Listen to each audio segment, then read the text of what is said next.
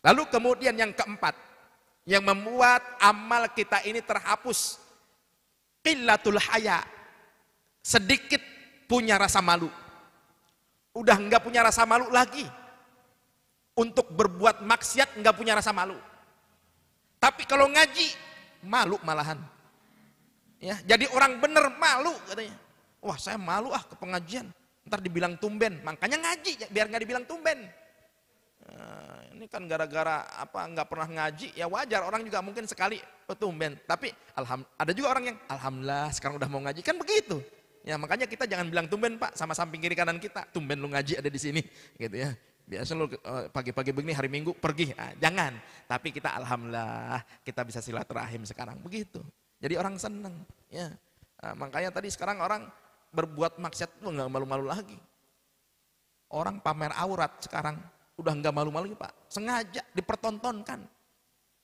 Mungkin boleh jadi istri kita di dalamnya Pak. Kalau hari Minggu begini maaf, lapak-lapak yang kosong dipakai tuh senam, ya. Dipakai, bukan nggak boleh senam, silahkan senam buat jaga kesehatan, tapi jaga auratnya. Joget-joget depan orang, depan suami sendiri apa pernah joget-joget? Boro-boro, ya. Tidur juga jauh-jauhan, ya. Main punggung-punggungan tidur juga. Wah, kalau lagi senam kan semangat banget tuh pada gerak-geraknya, masya Allah. Coba depan suami begitu, kan bikin betah suami kalau begitu. Ini sengaja kali suaminya, udah mah tenang, bapak beliin seragamnya. Udah pada ketat-ketat gitu kan, masya Allah. Kan kalau perempuan namanya seragam sekarang mah, topi merah, baju merah, celana merah, sepatu merah. Udah kayak pengajian tuh, seragam mulu. Ya, masya Allah. Nah ini yang harus diperhatikan.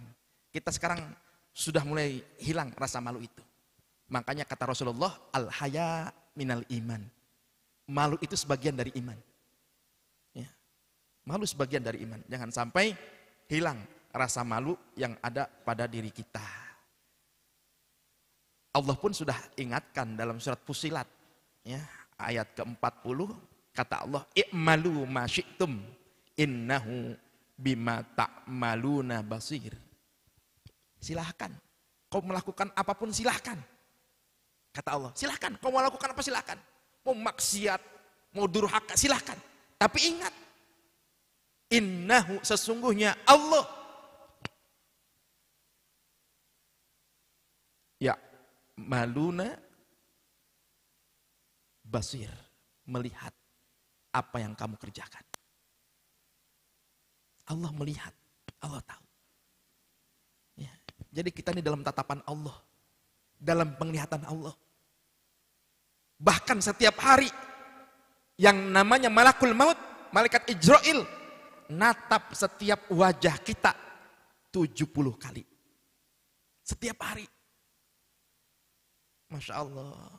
Berarti 20 menit sekali kita ditatap. Ini udah berapa jam kita di masjid? Dibagi 20. Malaikat udah berapa kali? Sekarang kalau kita ada di tempat maksiat, lagi berbuat nggak baik, dilihat oleh malaikat. Setiap dilihat, lagi nggak baik. Setiap lihat lagi, di tempat nggak baik lagi. Malaikat kalau laporan sama Allah, ya Allah, hambamu setiap aku tatap dalam keadaan maksiat. Aku bosan melihatnya, ya Allah, gimana kalau dibawa aja ya Allah.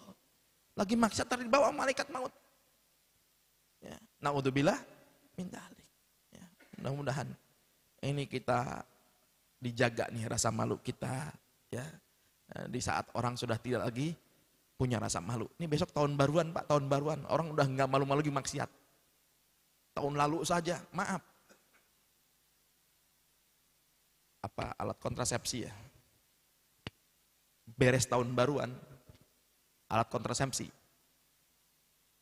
Yang namanya tempat-tempat itu. Masya Allah. Makanya hati-hati kita punya anak perempuan. Ya, anak laki-laki kita harus dijaga betul. Ya.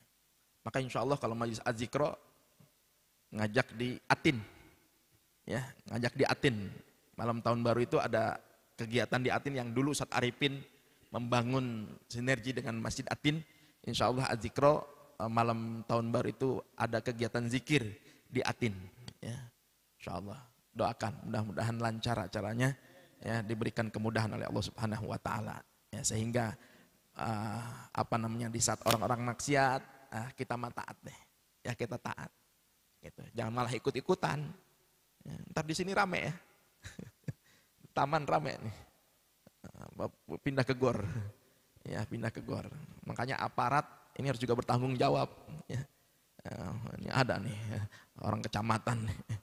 Tanggung jawab ini, sampaikan ke atasan, ya, minimalisir perbuatan maksiat, ya, jangan malah sengaja dibikin gebiar maksiat, gitu. Ini kan aparat, ya, nggak apa-apa kalau aparat dengar kan bagus kalau begini. Jadi aparatnya ini biar pada ngajak masyarakatnya untuk menghindari, ya, menjauhi maksiat, begitu. Ya, saya sudah sampaikan juga ke beberapa aparat, ya, pejabat, saya sampaikan, ya, supaya meminimalisir kondisi Kabupaten Bogor ini yang katanya tegar beriman, ya, jangan sampai nggak tegar lagi imannya, gitu. Ya, udah tegar beriman, nggak tegar lagi imannya, gitu. Apalagi sekarang slogannya Bogor istimewa, gitu ya, Bogor istimewa, harus istimewa, istimewa terhindar dari maksiat, gitu.